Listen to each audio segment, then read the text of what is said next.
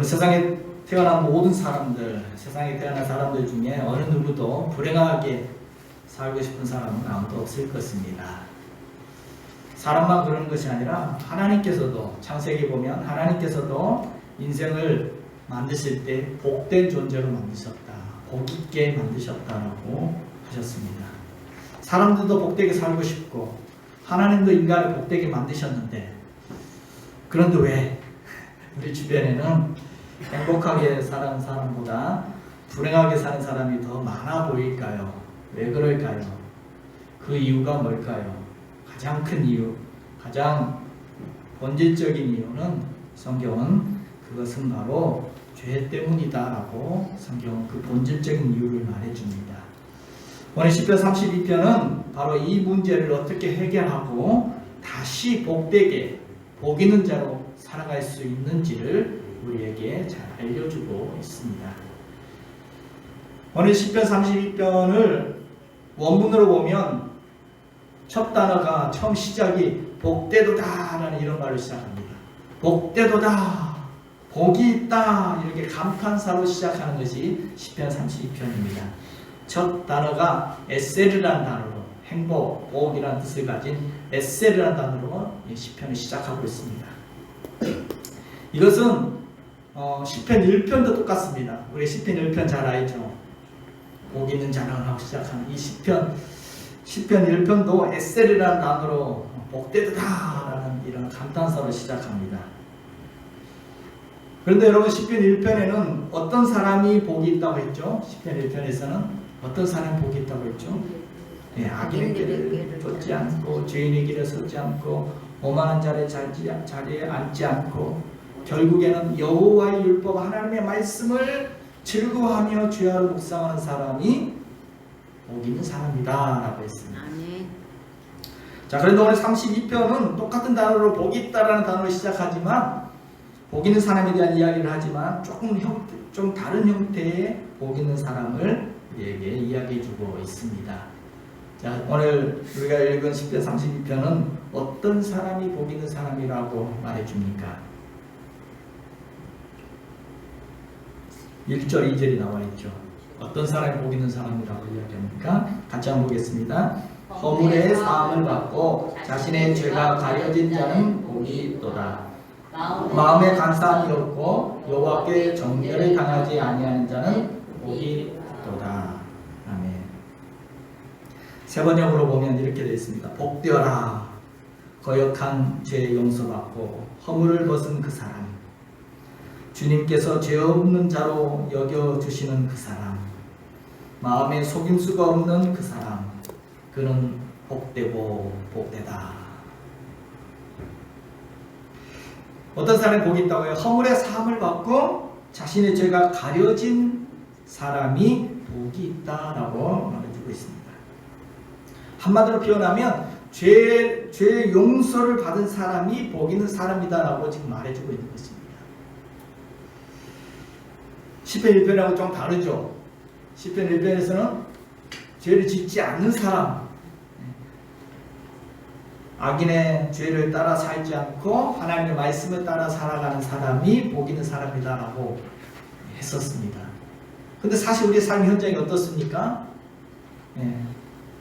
인간은 연약하기 때문에 악한 일을 전혀 안 하면서 살기가 참 어렵죠. 쉽지가 않죠. 나도 모르게 죄를 짓습니다. 나도 모르게 죄를 짓고 살아갑니다. 그렇기 때문에 오늘 32편, 이런 죄를 나도 모르게 죄를 짓고 살아가는 오늘 우리의 삶 현장 속에 이런 죄를 용서받는 사람이 복이 있다라고 말해주고 있습니다. 여러분, 우리가 하나님 은혜 안에 산다는 것은 무슨 의미입니까? 우리가 하나님 은혜 안에 산다. 우리가 하나님 은혜 안에 산다는 것이 뭡니까? 죄를 안 짓고 산다는 그런 말이 아니라, 죄를 지은 오늘 우리가 하나님의 용서를 받으며 살아간다는 것이 은혜 안에 산다는 말이죠. 우리는 하나님 은혜 가운데 살아가고 있습니다. 여러분, 수도관이 녹이 쓸어 있으면 어떻습니까?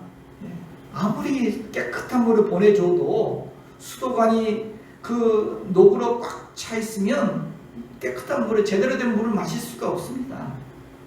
여러분, 죄라는 것은 마치 수도관에 끼어있는 그런 녹과도 같습니다. 여러분, 하나님께서 우리를 복 있는 자로 만드셨어요. 그래서 늘 하나님 우리에게 복을 주시기를 원하십니다. 늘 좋은 것 주시기를 기뻐하십니다.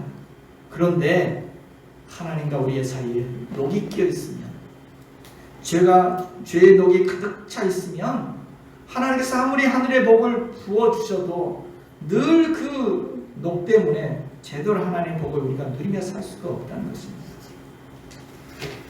죄라는 것은 하나님께서 부어주시는 축복을 가로막습니다. 우리 인생의 기쁨을 앗아가는 것이 바로 이 죄입니다. 그러므로 죄에 녹슨 인생, 그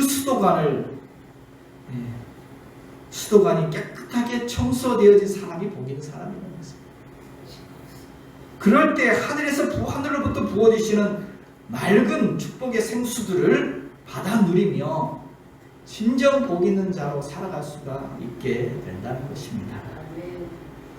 자, 오늘 본문에 보면 죄에 대해서 좀 디테일하게 죄를 네 가지로, 좀 비슷한 말로 네 가지로 표현하고 있습니다. 오늘 1절 2절에 보면 죄를 허물이란 말로 표현되기도 하고, 허물, 또 자신의 죄, 또 마음의 감상, 또 여호와께로부터 정죄받는 것, 이렇게 네 가지로 표현하고 있습니다. 먼저 이 허물이란 말은 원어적인 뜻은 반역이라는 뜻입니다. 반역. 이 말은 의도적으로 거역하는 것입니다. 하나님의 뜻을 의도적으로 거역하는 의도적인 죄를 말합니다. 하나님의 뜻을 몰라서 거역하는 것이 아니라 알면서도, 하나님의 뜻을 알면서도 고의적으로 위반하는 그런 적극적인 죄를 여기서는 지금 허물이란 말로 번역하고 있습니다. 이것은 하나님 무시하는 거죠. 하나님이 없는 채 치고 그냥 투명인간으로 투명하게 그냥 하나님 무시하고 행동하는 것입니다. 이것이 바로 이 허물, 적극적인 죄. 그 다음에 또 자신의 죄라고 번역되어 있습니다. 자신의 죄. 이 단어적인 뜻은 빗나갔다는 뜻입니다. 화살을 쐈는데 화살이 관역에서 빗나갔다, 그런 뜻의 단어입니다.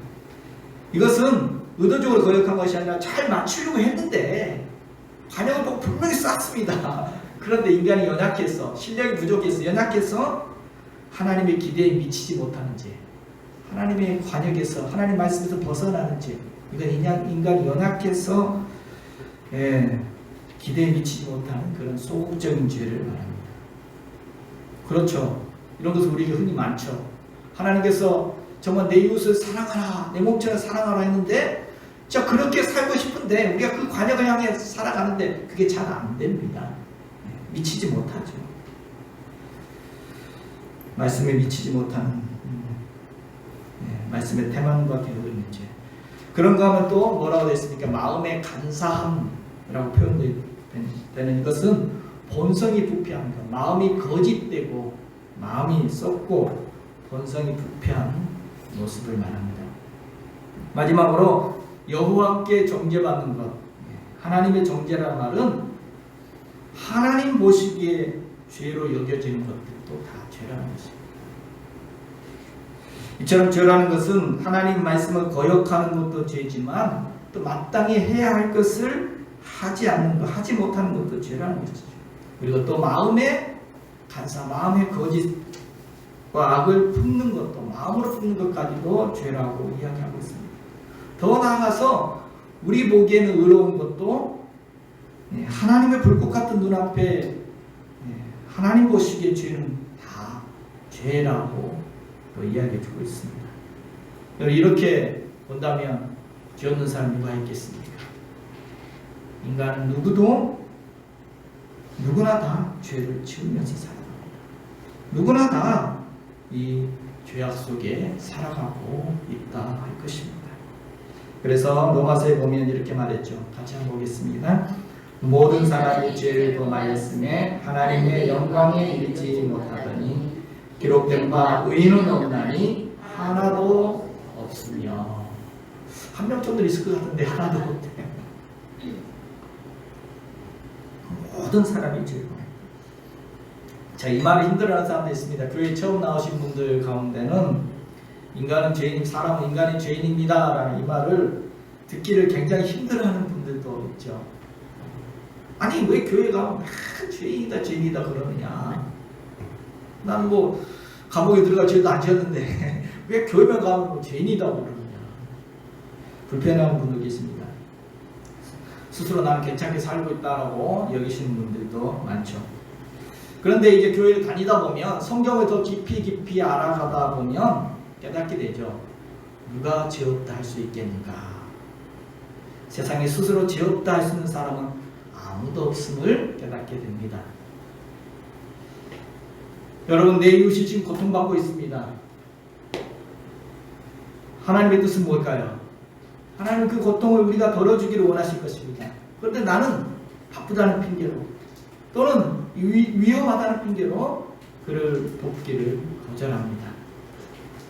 그런데 성경에 보면 이것도 죄라는 거죠. 대만 죄라는 거죠. 여러분, 그러니 하나님 앞에서 죄가 없는 사람은 아무도 없다는 것입니다. 죄인이 아닌 사람이 하나님 앞에 그 누가 있겠습니까? 어디에 있겠습니까? 바로 이런 우리의 죄가 우리를 복 없는 자로 살아가게 합니다. 우리 인생을 불행하게 만들어 갑니다. 여러분, 창세기 보면 하나님 인간을 복 있게 만드셨습니다. 복된 존재로 만드셨습니다. 근데 곧바로 인생이 불행해집니다. 뭐 때문에? 인간은 죄 때문에 행복한 에덴 동산에서 쫓겨나게 됩니다. 죄 때문에 하나님과 관계가 멀어집니다. 단절됩니다. 또 이 죄 때문에 아담의 가정은, 첫 가정이었던 아담의 가정은 이 죄 때문에 파탄이 납니다. 두 아들 낳았는데 가인이 동생 아벨을 시기해서 죽이게 되죠. 죄 때문에 에덴 동산에서도 쫓겨나고, 죄 때문에 가정도 파탄나고, 이런 모습이 이 창세기부터 계속 등장하는 모습입니다. 그래서 로마서 6장에서는 우리에게 이렇게 말해줍니다. 죄의 싹은 사망이요 라고 말합니다. 죄의 결과가 사망이랍니다. 죄를 범하였으며 하나님의 영광에 이르지 못한다. 여러분, 죄는 사망, 곧 죄라는 것은 질병으로 말하면 죽음에 이르는 병이라는 것이죠. 하나님의 영광에 이르지 못하게 하는 것이 죄라는 것입니다. 여러분, 죄가 무서운 이유는, 죽음에 이르는 병이 이게 무서운 이유지만, 죄가 무서운 이유는 바로 이 죄의 문제를 스스로, 어느 누구도 스스로 해결하지를 못한다는 것이에요. 여러분, 병이 무서운 이유는 그냥 병이 다 무서운 게 아니라 불치병이 무서운 거죠. 감기 우리 무섭지 않습니다. 근데 불치병은 무섭습니다. 왜요? 못 고치니까. 여러분, 죄는 불치병과 같습니다. 우리 스스로 힘으로 해결할 수 없는 죽음에 이르는 병이 이 죄이기 때문에 무섭다는 것입니다. 오직 하나님만이 이 죽음에 이르는 병을 치료할 수 있으십니다. 아멘. 오직 하나님만이 우리의 죄를 용서할 수 있으십니다. 아멘. 이 무서운 죄의 문제를 해결할 수 있는 분이십니다. 아멘. 그래서 하나님만이 우리를 다시 먹이는 자가 되게 하십니다. 아멘. 다시 에덴 동산의 복을 누리며 살 수 있게 하신 분이 하나님이십니다. 아멘. 여러분, 아까 1, 2절을 우리가 본문 1절을 보면서 죄가 4가지로 이렇게 구분되어 있다는데, 자세히 보면 이 4가지에 대칭되는 또 4가지 말이 나옵니다. 그게 뭡니까? 허물은 사함을 받는다. 죄는 가려진다. 마음의 간사함은 없어질 것이고, 하나님께 정죄받는 것은 정죄당하지 않게 될 것이다. 허물, 죄, 간사함, 정죄가 인간의 보편적인 모습이라 한다면 그와 대조되어지는 삶, 가려짐, 없어짐, 정죄하지 않음, 이것은 하나님이 우리에게 주신 은혜입니다. 하나님의 용서를 말해주고 있는 것입니다. 아멘. 그렇습니다. 우리의 죄를 하나님은 사해 주시고, 우리의 죄를 가려주시고 덮어주시고, 우리의 죄를 없애주시고, 아멘. 우리의 죄를 정죄하지 않으시고, 바로 이것이 하나님의 은혜라는 것입니다. 아멘. 그래서 바로 이렇게 하나님의 이런 용서를 받은 사람이 복 있는 사람이다 라고 말해주고 있습니다. 여러분 그렇습니다. 하나님은 우리의 죄를 용서해 주시는 사랑의 하나님이신 줄로 믿습니다. 아멘. 그래서 5절에 뭐라고 말합니까? 같이 한번 보겠습니다. 주께 내 죄를 아뢰고 내 죄악을 숨기지 아니하였더니 곧 주께서 내 죄악을 사하신다. 아멘. 곧이란 말이 저는 눈에 팍 들어오더라고요. 하나님께 내 죄를 아뢰었더니, 시인이 자기의 죄를 아뢰었더니 어떻게 되었습니까? 곧 주께서 사하셨다. 이 곧이란 말은 즉각적인 하나님의 용서를 말해주고 있는 것입니다. 죄를 아뢰자마자 하나님께서 즉각적으로 그 죄를 용서해 주셨다는 것입니다. 아멘. 회개하자마자 하나님이 기다렸다는 듯이 그 죄를 사해 주셨다는 것입니다. 아멘. 이것이 시인이 경험한 것입니다. 그래서 그 죄악에서 오는 그 모든 고통과 불행에서 해방시켜 주시고 자유케 하시고 복 있는 자로 살게 되었다는 것입니다. 이런 은혜를 경험한 오늘 시인은, 이런 속죄의 놀라운 은혜를 경험했던 오늘 다윗은 감탄서로 이렇게 시작하고 있는 것입니다. 기쁨의 외침으로 오늘 1, 2절을 시작하고 있는 것입니다. 복되도다. 자기의 죄가 용서받은 사람이요, 자기의 허물을 사함받은 사람이요, 복되도다. 주께서 그 죄를 눈감아 없애주신 사람이요, 그 속이 순전한 사람이요, 복되도다. 감탄하는 것입니다. 여러분 복이 뭡니까? 우리는 복하면 어떤 게 떠오릅니까? 복. 돈도 좀 많고 출세도 하고 건강하고 사업도 번창하고, 오늘 이런 것들 복하면 이런 것들을 생각하기 쉽죠. 그래서 이런 부차적인 복, 이런 부차적인 복에 매달려 살아가는 사람들이 참 많습니다. 우리는 자기 욕망이나 자기 욕망 이것들이 충족되어질 때 이것이 복이다라고 이야기를 합니다. 그런데 성경에서 말하는 복은 좀 다릅니다. 대표적으로 복에 대해 이야기하는 시편 1편도 그렇고, 신약에서는 예수님이 팔복도 이야기해 주셨죠. 그리고 오늘 시편 32편도 마찬가지고, 여러분 시편 1편이나 오늘 32편이나 또 예수님의 팔복도 다 선포로 시작합니다. 복되도다, 이 말로 시작합니다. 복 있는 자는, 예수님도 복 있는 자는 어떤 사람입니다. 그런데 성경이 말하는 복이라는 것은 좀 다릅니다. 우리가 생각하는 그런 부차적인 복이 아니라 인간이 누릴 수 있는 진정한 복, 근본적인 복을 우리에게 알려주고 있습니다. 여러분 우리가 그리스도인이라 하지만은 여러분 이 진짜 복이 무엇인지 모르고 부차적인 복을 추구하며 거기에 매달리며 살아가다 보면 정말 성숙한 그리스도인이 되기는 어렵습니다. 여러분 진짜 복이 무엇인지, 하나님 우리에게 주신 진짜 복이 무엇인지 깨닫는 자가 성숙한 그리스도인이 될 수가 있습니다. 이건 분명합니다. 아멘. 우리가 진짜 복을 깨닫는 그 순간 우리는 깨닫습니다. 나는 하나님의 은혜 없이는 살아갈 수 없는 존재이구나. 이것을 알기 시작합니다. 이 복을, 진짜 복이 무엇인지 깨닫는 그 순간, 내가 그리스도인이다, 내가 지금 얼마나 하나님의 큰 은혜 가운데 살아가고 있는지를 알게 됩니다. 내가 진짜 복 있는 사람이라는 것을 알게 됩니다. 오늘 시인처럼 이렇게 감탄할 수가 있습니다. 얼마나 내가 행복한, 구원받은 내가 얼마나 행복한 사람인지를 깨닫게 된다는 것입니다. 진짜 복이 무엇인지를 아는 사람. 이러한 진짜 복을 깨닫게 되어지면 더 나아가서 다른 사람들도 너그럽게 볼 수 있는 눈이 열립니다. 고통받는 사람들을 바라보면서도 정죄를 하는 것이 아니라, 비난하는 것이 아니라 그 고통, 남의 고통으로 여기지 않냐고 공감할 수 있게 됩니다. 나도 죄인이었기 때문에, 나도 하나님께 그 은혜를 받았기 때문에, 그 사랑을 받았기 때문에 다른 사람을 바라보는 눈이 달라집니다. 여러분 이거 진짜 복 아니겠습니까? 진짜 복 있는 사람이 아니겠습니까? 그런데 사람들은 복하면은 다른 사람들만 아예 제쳐놓고 그냥 내 가정 여기만 집중하죠.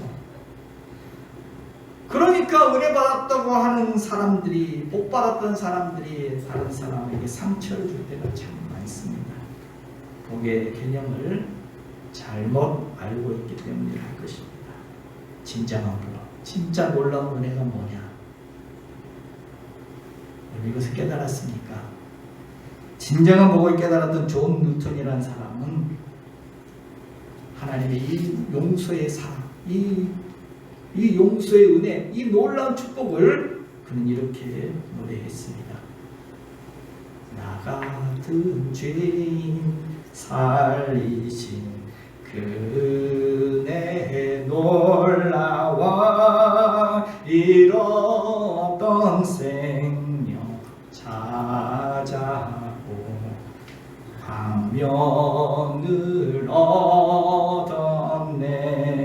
큰 죄악에서 건지신 주의 고마워. 나 처음 믿은 그 시간 귀하고 귀하다. 이 뉴턴도 정말 세상적인 가치관을 쫓아 살았던 사람입니다. 노예상으로서 수많은 죄악 가운데 그 부와 명예를 위해서 사람들 노예상으로서 그렇게 살았던 인생입니다. 그런데 하나님이 나 같은 죄인을 살려주신 그 놀라운 은혜, 그 크신 사랑, 그 용서의 사랑을 깨닫고 나서 너무나 놀랍다. 너무나 놀랍다.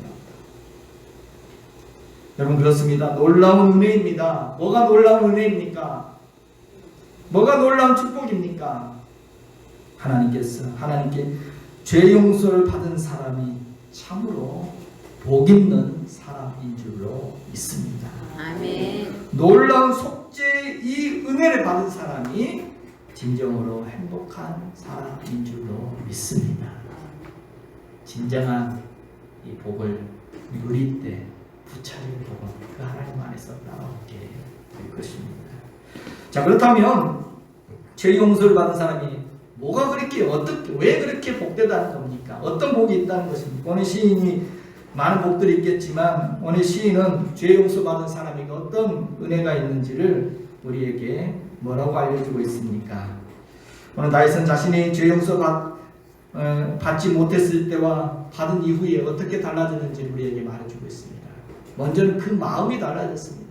마음의 어둠이 사라지고 마음이 맑아지고 마음이 밝아졌음을, 마음이 깨끗해졌음을 이야기합니다. 오늘 3절 4절을 보면 죄를 하나님 앞에 아뢰지 않고 죄가 해결되지 않을 때 그의 마음이 어땠는지를 이렇게 말해줍니다. 같이 한번 보겠습니다. 내가 입을 열지 아니할 때는 종일 신음함으로 내 뼈가 쇠하였도다.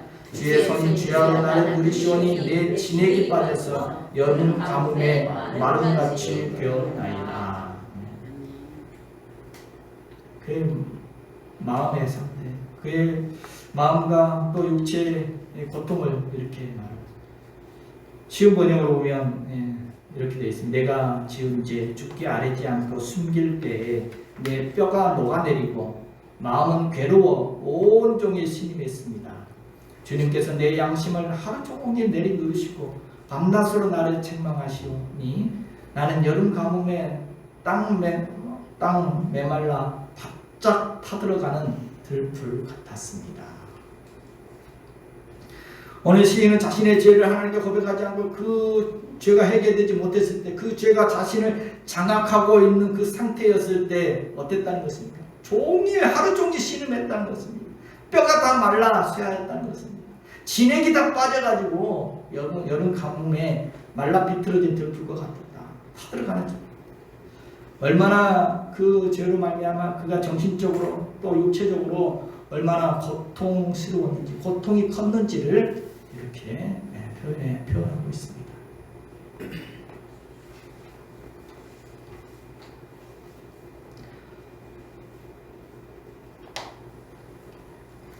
사람들은 보통 죄를 지어도 그 죄를 외면하려고 하죠. 죄를 직면하지 않으려고 합니다. 그래서 어떤 때는 그럴 수도 있어. 나는 그럴 수밖에 없었어. 그럴 수밖에 없어. 내 편 내봐. 난 그럴 수밖에 없었어. 라고 합리화합니다. 또 그런가 하면 또 망각의 입법을 사용해서 그냥 아무 일 없는 것처럼 그냥 망각해버리고 잊어버립니다. 여러분, 그러나 그것이 지금 해결된 게 아닙니다.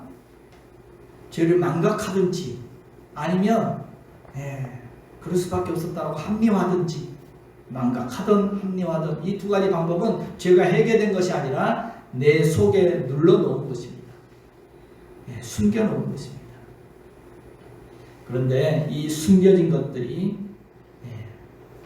그 결과가 어떻게 되느냐, 바로 그 인생이 그늘지게 됩니다. 그림자가, 그것이 인생의 그림자가 됩니다. 아무 문제 없는 것처럼, 아무도 모르는 것처럼 그렇게 숨겨놓았던 것들이 이것이 결국에는 밖으로 나오게 되어 있습니다. 인생의 그림자, 마음의 그림자는 결국은 밖으로 나오게 되어 있습니다. 이런 그림자가 많은 사람일수록 다른 사람에 대해서 너그럽지 못합니다. 사소한 잘못에도 막 화를 내게 됩니다. 그런데 자기 속이 맑게 된 사람은 누군가의 허물을 보고도 품고 안고 갈 수 있는 그런 여유가 생깁니다. 하나님께 일반 달란트 탕감을 받았는데 백단위로에 비친 사람에게 화를 내지 않습니다. 정죄하지 않습니다. 화를 잘 내고 남을 판단하는 언어를 많은 사용하는 사람일수록 자세히 속을 들여다보면 그 속에 참 상처가 많은 사람인 것을 알 수가 있죠. 오늘 시인의 경우는 그 눌렀던, 참고 막 눌러버렸던, 해결하지 못했던 그 죄의 그림자가 어떻게 나오게 되었습니까? 이것이 자신의 몸에 뼈를 쇠하게 만들었습니다. 너무나 고통스럽게 만들었습니다. 가뭄에 진액이 빠져나가 마른 것 같이 되었고, 양심에 갇힌 건 날마다 눌리고 너무너무 괴로웠다는 것입니다. 해결하지 못한 그것이. 그래서 오늘 10절에 뭐라고 말합니까? 악인에게는 많은 슬픔이 있으나, 악인에게는 많은, 여기서 악인이라는 것은 악을 행한 악인을 말한 것이 아니라 오늘 10편 32편에서 말하는 악인은 죄의 용서를 받지 못한 사람을 이야기합니다. 그의 인생 자체가, 그의 삶 자체가 슬픔이 많다. 그 마음은 슬픔이 가득하다, 어둠이 가득하다는 것입니다. 어떻게 해야 합니까? 여러분, 우리가 인생을 살다 보면 원튼 원치 아니하던 허물도 생기고 죄도 있고 간사한 마음도 들고 우리 이렇게 살아갑니다. 이게 자연히 생깁니다. 마치 우리가 살다 보면 집안에 부산물로 자꾸 쓰레기가 쌓이죠. 여러분, 누가 쓰레기 만들고 싶은 사람 누가 있겠습니까? 근데 살다 보면 쓰레기 쌓여요. 저희 집도 보면 왜 이렇게 쓰레기가 자주 쌓이는지. 이게 사니까 죽으면 안 쌓이겠지만 살다 보면 그렇습니다. 우리 인생을 살다 보면 자꾸 쌓여요. 여러분, 집에 쓰레기가 막 쌓이는데 그걸 그냥 가만히 내버려 두면 어떻게 됩니까? 집안이 정신없겠죠. 더럽고 또 냄새나고 거기 또 막 썩고 또 막 거기 벌레들도 막 끼고 거기 사는 가족들 또 병들고 그러겠죠. 그런데 반대로 그 더러운 쓰레기들을 다 치우고 깨끗하게 청소하게 되면은, 그러고 나면 어떻게 될까요? 깨끗하게 다 치운다. 얼마나 개운합니까? 얼마나 집안이 밝습니까? 얼마나 기분이 좋습니까? 얼마나 깨끗합니까? 향기가 나죠? 쾌적하죠? 가족들도 건강하죠?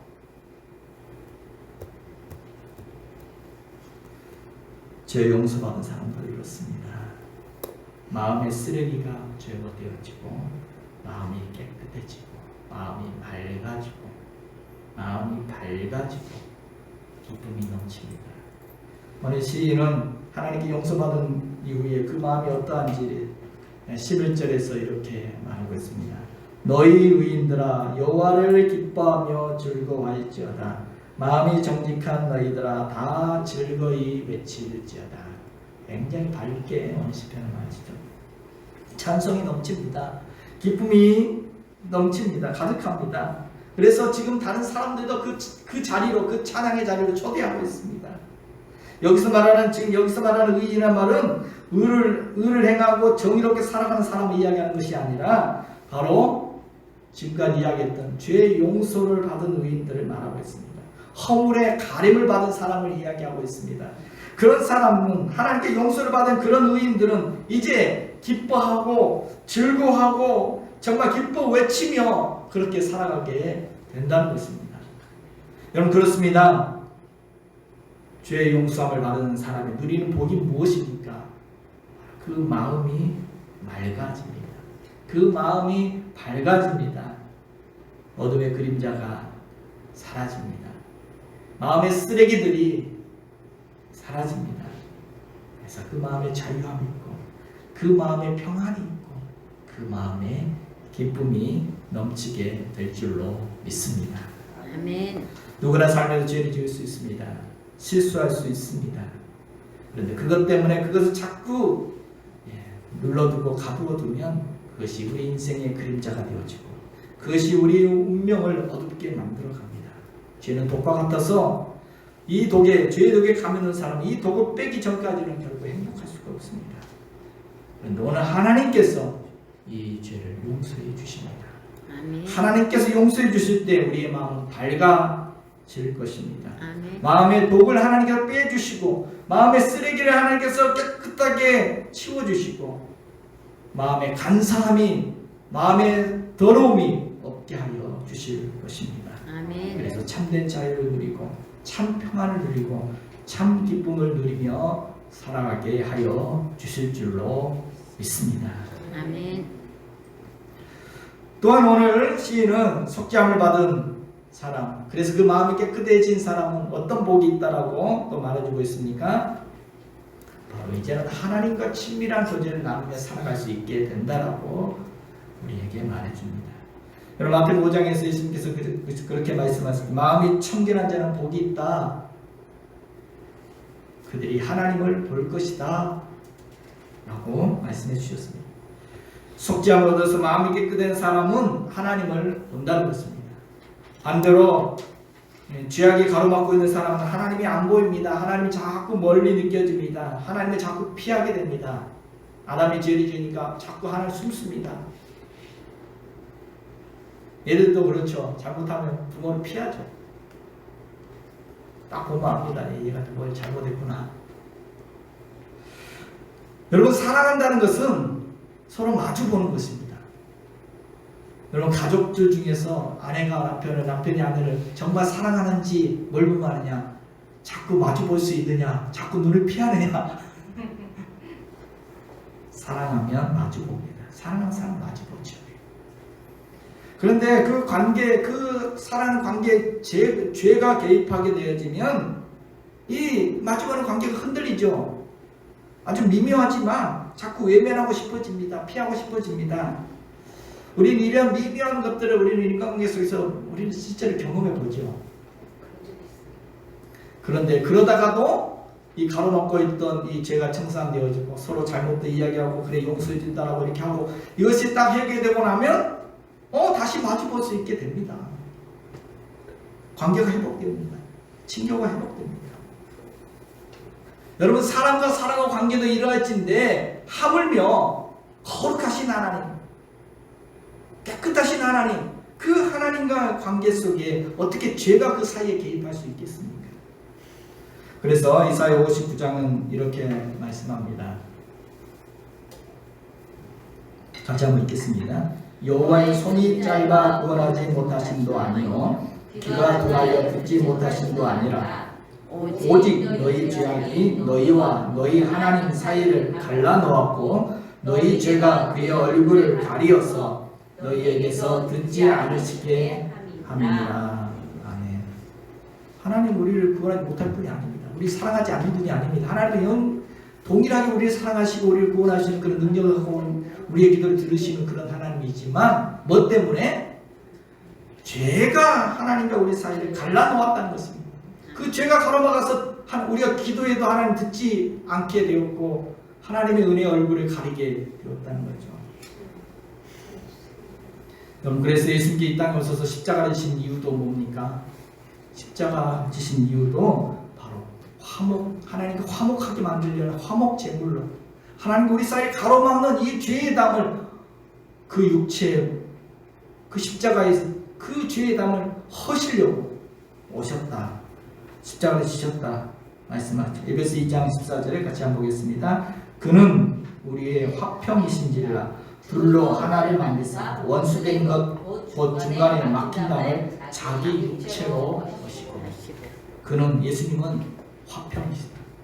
둘로 하나를 만드셨습니다. 하나님도 우리 사이 원수지간이었는데 이 죄 때문에 멀어졌던 이 관계를 중간에 막힌 담을 자기 육체로 십자가에서 자기 육체를 찢으시면서 그 담을 허셨다는 거죠. 예수님이 십자가 지실 때 하나님과 우리 사이 가로막는 지성소를 가로막았던 휘장이 쫙 갈라지죠. 누구든지 이제 하나님 앞에 나아갈 수 있게 되었습니다. 그래서 오늘 시인은 죄 용서받고 나니까 이제 하나님과 관계가 어떻게 되었다라고 말해주고 있습니다. 우리 6절 하반절 7절 보면 이렇게 말합니다. 진실로 홍수가 범람할지라도 그에게 미치지 못하리이다. 주는 나의 은신처이오니 환난에서 나를 보호하시고 구원의 노래로 나를 부르시리이다. 아멘. 제가 해결되고 나니까 비로소 이제 하나님이 어떻게 느껴져요? 하나님이 어떻게 느껴져요? 네, 나의 은신처시다. 4절에서는 하나님의 손이 자꾸만 나를 누르는 것처럼 느껴졌습니다. 하나님의 손이 밤낮으로 나를 누릅니다. 그런데 이제는 나는 이제 홍수가 범람해도 나에게 미치지 않을 것이다. 왜요? 하나님이 나를 보호해 주신다. 하나님 나의 은신처시다. 환난 날에서 나를 보호하시고 나를 구원해 주실 분이시다 라고 고백하고 있습니다. 주님의 손이, 하나님의 손이 나를 막 자꾸 누르는 그런 손으로, 그런 무서운 손으로 느껴졌었는데 이제 그 죄가 해결되고 나니까 하나님의 손이 구원의 손길로 느껴집니다. 나를 보호해 주시고 나를 돌봐주시는 그런 따뜻한 손길로 느껴진다. 아멘.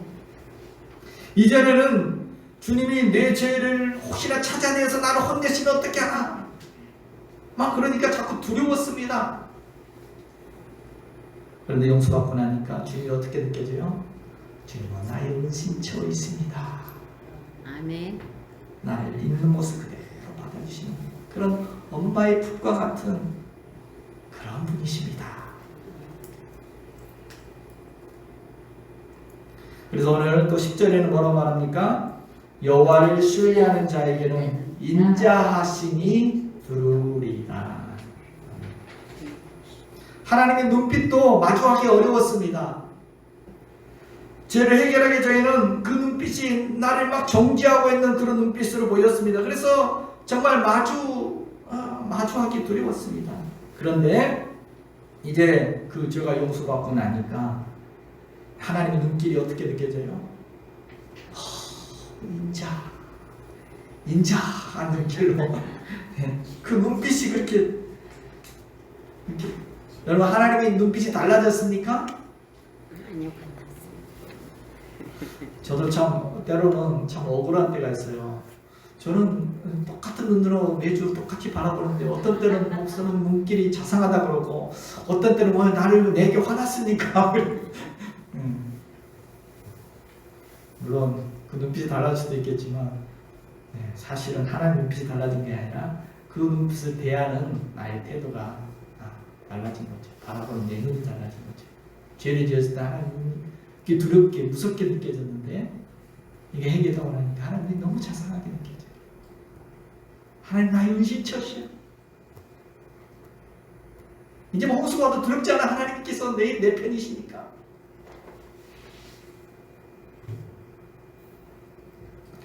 그렇습니다. 죄 용서를 받은 사람 왜 복이 있느냐? 진짜 왜 복이 있느냐? 바로 하나님과 관계가 온전히 회복되어서 하나님과 더욱 친밀한 교제를 누리며 살 수 있기 때문입니다. 아멘. 하나님은 아빠 아버지라 부르면서 달려가 안길 수 있습니다. 언제든지 달려가 안길 수 있고 그 하나님의 인자하심을 누리며 살 수 있기 때문에 복이 있는 사람인 것입니다. 아멘. 그러면 오늘 우리도 이러한 복 있는 사람으로 살아가기 위해서 어떻게 해야 하겠습니까? 오늘 집회는 다윗의 마스길이라고 되어 있죠. 마스길이라는 말은 교훈입니다. 교훈. 다윗이 그 인생을 통해서 경험하고 나서 우리에게 교훈을 하고 있는 것입니다. 이 놀라운 속죄의 은혜를 경험했던 오늘 시인 다윗은 오늘 우리를 이 놀라운 은혜의 자리로 초대를 하고 있습니다. 6절 같이 한번 보겠습니다. 모든 경건한 자는 주를 만날 기회를 얻어서 주께 기도할지니라. 여기서 기도하는 회개 기도를 말하는 거죠. 하나님을 믿는 경건한 사람, 오늘 우리들을 향해서 초대합니다. 주를 만날 기회를 얻어서 주님께 숨기지 말고 기도하면 된다라고 말하고 있습니다. 주님을 만날 기회 언제입니까? 언제 주님이 덜 바쁘실 때입니까? 그게 언제 어느 때입니까? 주님을 만날 기회는 바로 지금입니다. 그때 바로 지금 오늘. 히브리서 3장 13절에 이렇게 말합니다. 오직 오늘이라 일컫는 동안에 매일 피차 권면하며 너희 중에 누구든지 죄의 유혹으로 완고하게 되지 않도록 하라. 완고하게 그 죄를 그대로 오늘 매일. 여러분 그렇습니다. 경건한 성도는 내일 주님 만나지 뭐 내일 이게 아닙니다.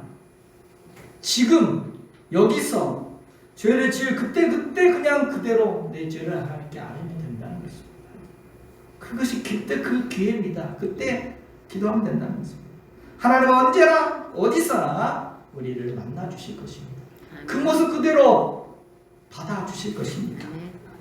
그래서 예수님께서도 우리에게 기도문 가르쳐 주셨죠. 주기도문. 주기도문에 많은 내용들이 있지만 주기도문에 이런 내용이 있죠. 오늘 우리에게 일용할 양식을 주시옵고 우리가 우리에게 죄 지은 자를 사하여 준 같이 우리 죄를 사하여 주옵소서. 매일매일 우리에게 필요한 일용할 양식을 구하는 것처럼 매일매일 우리 죄를 사하여 주옵소서 이렇게 기도하라고 가르쳐 주신 것입니다. 우리가 연약하기 때문에 그냥 매일매일 이 기도를 하라고 가르쳐 주셨습니다. 그래서 오늘 9절에도 오늘 시인은 이렇게 권면합니다. 같이 한번 보겠습니다. 너희는 무지한 말이나 노새같이 되지 말지어다. 그것들은 제갈과 굴레로 단속하지 아니하면 너희에게 가까이 가지 아니하리로다. 말, 노새. 노새가 고집이 세다고.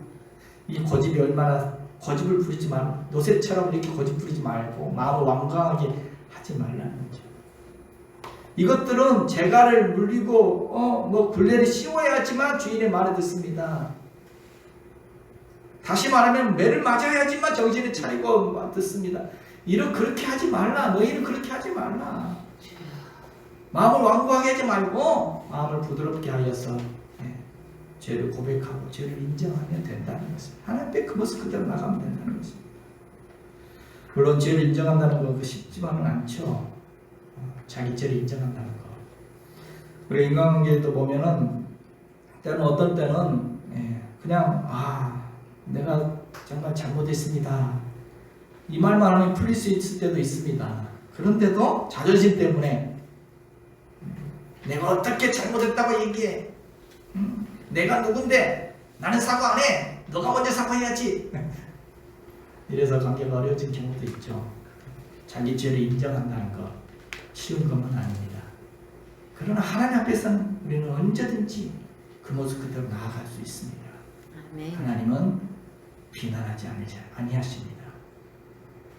내 속에 쌓여있는 쓰레기 어떻게 할까요? 뭐가 어렵습니까? 내 속에 쌓여있는 쓰레기.